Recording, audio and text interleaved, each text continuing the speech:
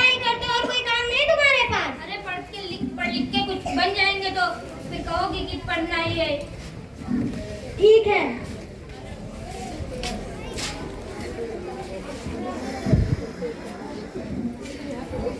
बेटा, तुम्हारी दीदी कहाँ गई? पता नहीं, हम तो पढ़ रहे थे, पता नहीं वो कहाँ गई। मम्मी को पता होगा। तुम्हारी बिटिया कहाँ चली गई? अरे मैंने उसको साइंस कंपटीशन में भेज दिया। मैंने तुमसे मना किया था ना कि तुम मुझे अकेले साइंस प्रोजेक्ट और कहीं ऐसा गैरा जगह पे अकेले नहीं भेजोगी। अरे वो कह रही थी कि पापा ने परमिशन नहीं दी तो मैंने दे दी। कही क्यों देती? मैंने मना किया था ना। कही कि मैं पापा के आने से पहले आ जाऊंगी, अभी तक आई ही नहीं। पापा देखो मैं फर्स्ट आई हूँ। क्या फर्स्ट आई हो? इन सब चीजों से तुम कहीं वैज्ञानिक थोड़ी ना बन जाओगी। क्यों उसका सर्टिफिकेट फेंक दिए हो? क्यों ना फेंकूं? अकेले भेजोगी तो ऐसा ही होगा। हाँ वो फर्स्ट आई, एक बार उसकी बात तो सुन लेते तुम। क्या सुन लूं बात? तुम कुछ ज्यादा ही उसे डांटा करते हो। अपने लाडले बेटे को देखो। लाडले बेटों को क्या देखूं? वो पढ़ तो रहा है। दिन भर वो पढ़ा करता है बस। और क्या पढ़ा करता ही है।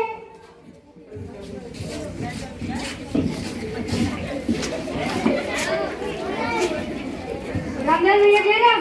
जय राम जय राम भैया। सुना है तुम्हारी बिटिया पूरे एक्सपेरिमेंट में टॉप की है। टॉप की है?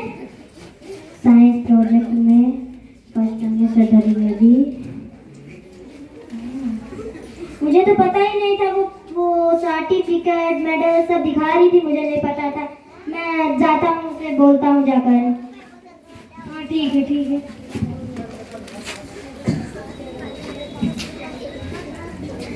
अरे भगवान, बिटिया कहाँ गई? बिटिया रूम में है, मैं उसको बुला के लाती हूँ। हाँ जाओ, बुला के लाओ।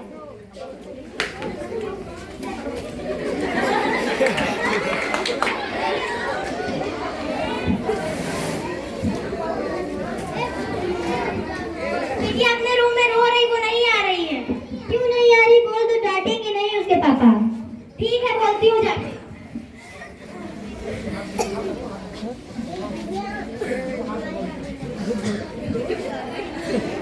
रो नहीं, हम डांटेंगे नहीं तुम्हें। फिर क्या है पापा? तुमने पूरे क्षेत्र में टॉप किया, मुझे नहीं पता था। पापा हम यही तो बता रहे थे, जब आप सुनते ही नहीं तो हम क्या करें?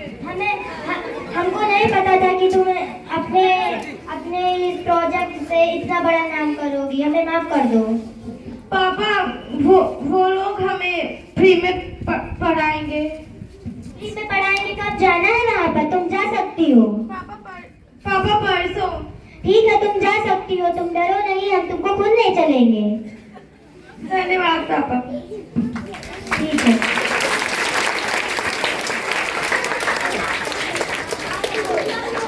तारीफ नाट्य रूपांतरण उसको पलटो बेटा, हमारे कुलदीप सर द्वारा दिखाया गया। शांत रहिए भाई। आपने देखा कि बीच बीच में आपको हास्य दृश्य भी देखने को मिले, आपको गंभीरता के दृश्य, भावात्मक दृश्य भी देखने को मिले और आपको विज्ञान के ऊपर भी सुनने और जानने को मिला। मतलब कुल मिला के एक नाटक में इन्होंने विज्ञान के क्षेत्र में, समाज के क्षेत्र में और भावात्मक क्षेत्र में भी एक उत्कृष्ट कार्य करके दिखाया है। ये जो 15-20 मिनट का एक प्रोग्राम इन्होंने आपको दिखाया, वास्तव में ये हर क्षेत्र का प्रतिनिधित्व करता है। और कहा भी गया है कि शिक्षा वो दरवाजा है जो इस दरवाजे के रास्ते को खोल लेता है, समझ लो उसके तरक्की के रास्ते खुल गए। ये वो दरवाजा है, ये वो मार्ग है। ठीक। और इंसान को हमेशा ध्यान रखिए, किताबें जिसको आप पढ़ते हैं, किताबें हमेशा चुप रहती हैं, हमेशा चुप रहती हैं, शांत रहती हैं। लेकिन जिसने इन किताबों को पढ़ लिया तो वो अपने लाइफ में बोलना, लड़ना सब कुछ सीख जाता है। किताबें चुप होकर भी इंसान को लड़ना बोलना सब कुछ सिखा देती हैं। तो जीवन में तरक्की के सिर्फ दो ही रास्ते हैं, वो शिक्षा, और शिक्षा के लिए उसका हथियार है किताबें। आप किताबों से दोस्ती करो, आपका जीवन सफल हो जाएगा। यहाँ हम मनोरंजन या नाट्य दृश्य आपने देखा, तो इसमें ज्ञान की चीजें आप ग्रहण करें।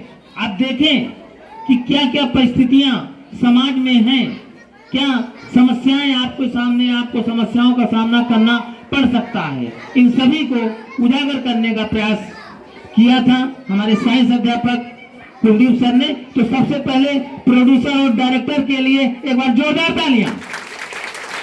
और अब कुछ है, ये बच्चे इसकी एक पात्र श्रद्धा कुछ बोलना चाहती हैं आपके सामने।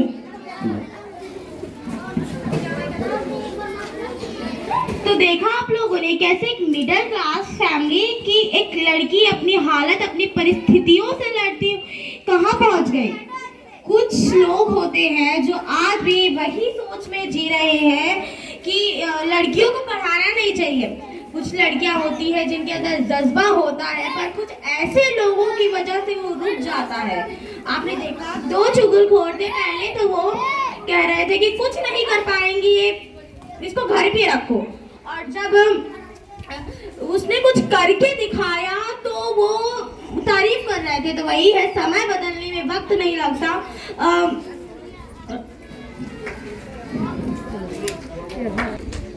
ऐसे ऐसे यंत्र बन गए हैं जिससे आप हमें देख सकते हैं, हम आपको देख सकते हैं।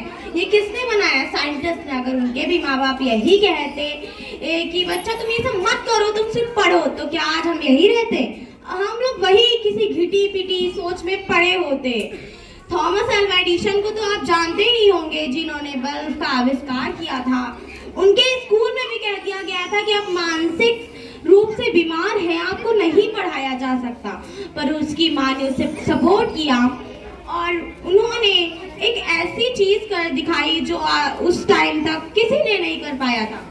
अगर क्या थॉमस अल्वा एडिसन नहीं होते तो क्या यहाँ, अगर उसकी माँ उसी टाइम बता देती कि तुम्हारे स्कूल से ये लेटर आया है, तो क्या वो ये सब कर पाते? बिल्कुल भी नहीं। वो वहीं से टूट जाते कि मतलब हम कुछ कर ही नहीं पाएंगे। पर उन्होंने करके दिखाया, और अगर थॉमस अल्वा एडिसन ना होते तो हम इस उजाले में जी रहे हैं, वो ना हो पाता। धन्यवाद।